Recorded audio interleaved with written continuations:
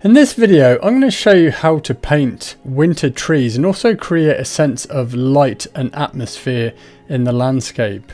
So I'm painting on an 11" by 14" linen canvas panel made by Seascape, and if you want to get some, I've put a link in the description box below.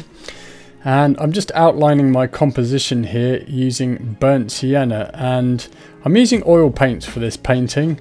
The brand of paint I'm using is Blue Ridge Oils, and again, if you want to get some, I've put a link in the description box below. So the inspiration for this painting came from a place in the South Island near Queenstown, and I was actually here a couple of years ago and I painted this outdoors, known as painting on plein air. And it was always my intention to do a studio painting of this. So what I really like about this scene is the spotlighting effect of these Lombardy poplar trees in the foreground that's juxtaposed against these dark mountains in the background. Now, as I started to work on this painting, the first thing I did was paint my dark values and shadows first. So first of all, I focused on the dark accents that are in the foreground here, and for this I used a mix of ultramarine blue with a little burnt sienna and a small amount of alizarin crimson. Then I painted the mountains in the background, which, as I say, are pretty dark, and I used the same colours, but this time I added a little bit of titanium white and then just rounded it off again with some more ultramarine blue. Now, the mountains in the background are lighter in value, even though they're pretty dark, than the darkest accents that are in the foreground, and that's because we'll find our darkest darks and our lightest lights in the foreground, but as landforms recede, the darks aren't as dark and the lights aren't as light. And this is why I like to paint the dark values first and the shadows as well in my painting, because I can create a tonal structure where I can just establish my main dark values, and then it makes it a lot easier to paint the areas in light afterwards. I found this particularly useful when plein air painting as well, especially when painting a scene like this and the light was changing. In fact, painting the darks first is something that I learnt from painting outdoors. So with the clouds in the background, I actually used the same colours that I used for the mountains, but with more titanium white added and perhaps a little bit more burnt sienna into my mix, which helps to desaturate the blue because burnt sienna is a dark orange. And then I also mixed up some of those distant greens as well that are in shadow. For this, I had to really make sure I had a low chroma or saturation, low chroma colour, and also I kept the value quite a bit darker, because one of the ways we're going to create light in this scene is by juxtaposing light elements against the dark in the background.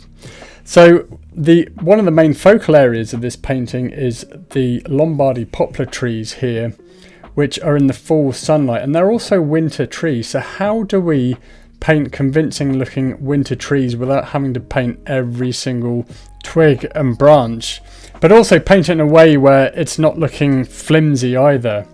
I think the best way to paint trees is to treat them as solid masses, and this is part of the reason why I'm using large brushes compared with the size of the canvas in the blocking stage. So all of the trees I'm treating like solid masses. We can then work in some detail later on. Now, for the colours that I used for the winter Lombardy poplar trees here, I just used varying combinations of yellow ochre, some burnt sienna, a little alizarin crimson, a bit of ultramarine blue to desaturate, and titanium white. I made sure that the tree trunks were lighter in value, and then I also just painted the suggestion of some main stems and scaffold branches. The other thing as well is I was keeping these trees tonally darker. In fact, actually I'm keeping everything in the painting tonally darker at this stage. This allows me to then work in lighter layers of paint as I work through the painting, and especially after the painting is dry.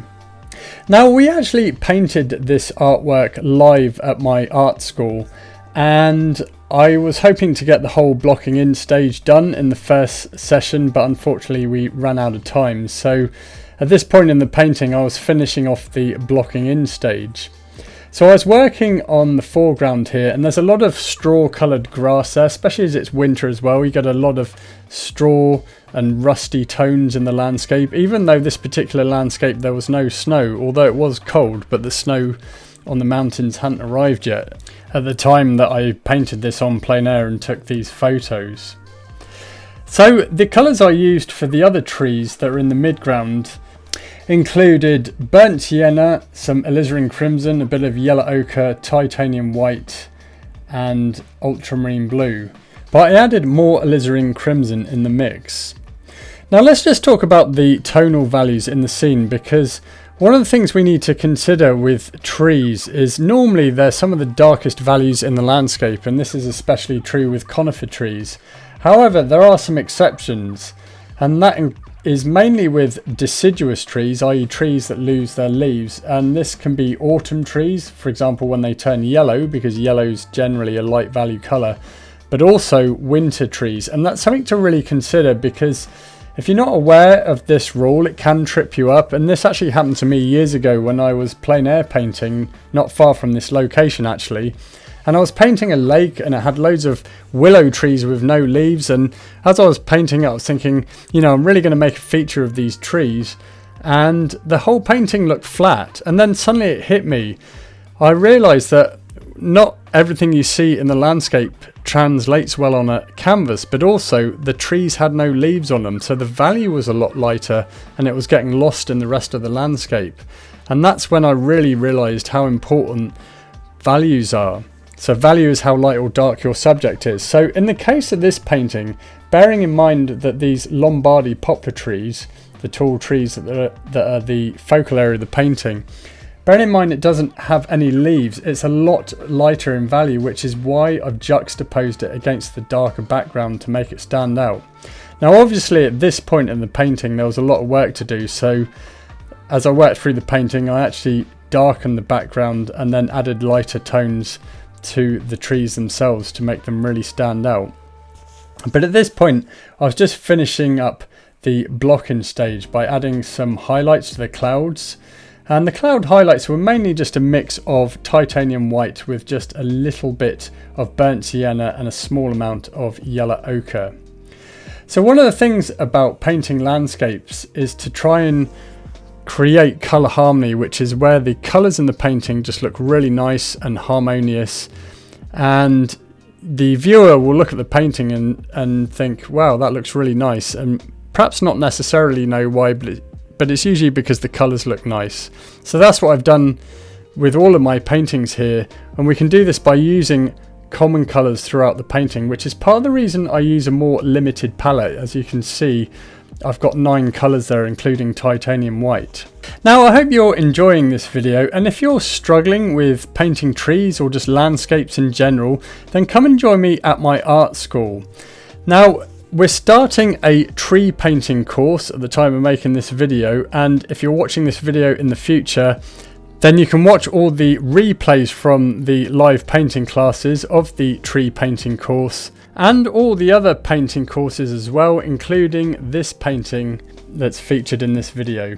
So in the tree painting course at my art school, we're going to paint a few different tree species. I'm going to show you how to paint tree canopies and foliage without having to paint every single leaf. Painting light and shadow, tree trunks, painting trees in the distance, and so much more. There's a whole library of painting tutorial videos, including an Improve Your Painting in 7 Days course as well, and a really vibrant community of artists that are sharing their artwork and helping each other out. So if that sounds good to you, come and join me at my art school, Sam's Art School. We'd love to see you there, and I'd love to help you to improve your painting and help you to achieve your artistic goals.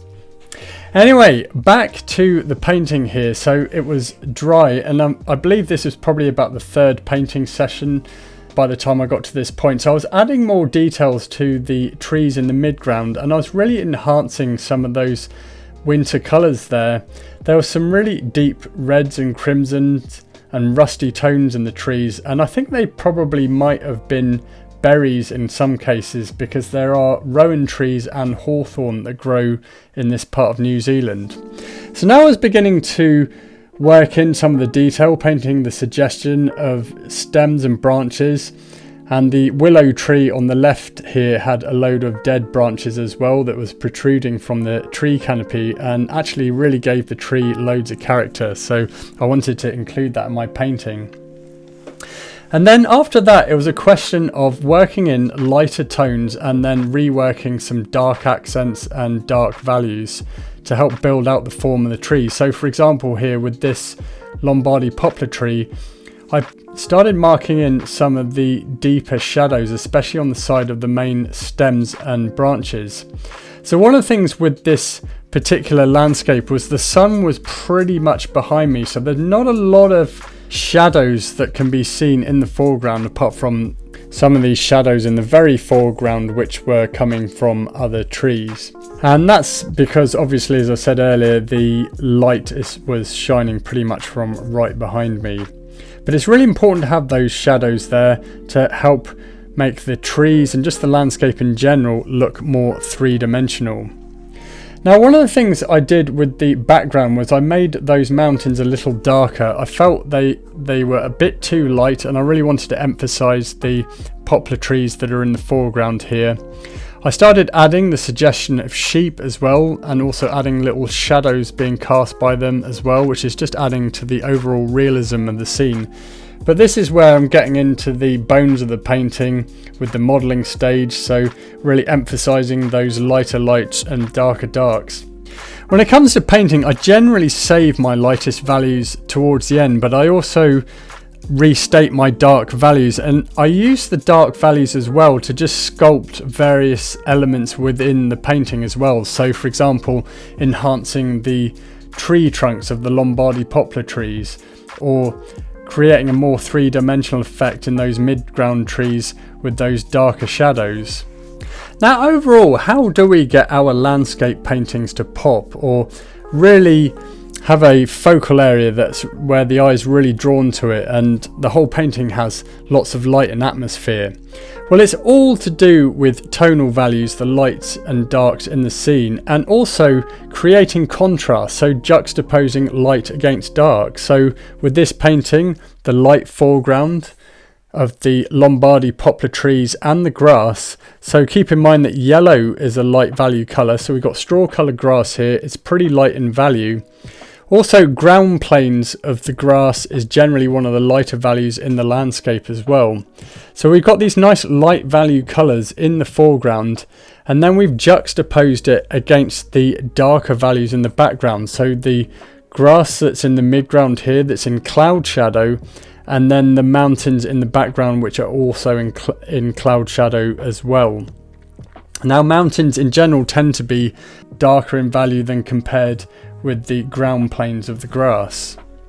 So overall, if you want to create vibrant, dynamic landscapes that really pop, that have really got a sense of atmosphere and light in them, think in terms of tonal values rather than colour, although colour is very important as well, of course, but you can get away with not mixing the right colours so long as your values are working. But I always think in terms of value, so think in terms of tonal values and then lights against dark, so having that contrast and juxtaposing light elements against darker elements in the landscape. So at this point in the painting, I was just adding the last details, I had my last highlights. I also restated some dark accents, and then with that, the painting was complete.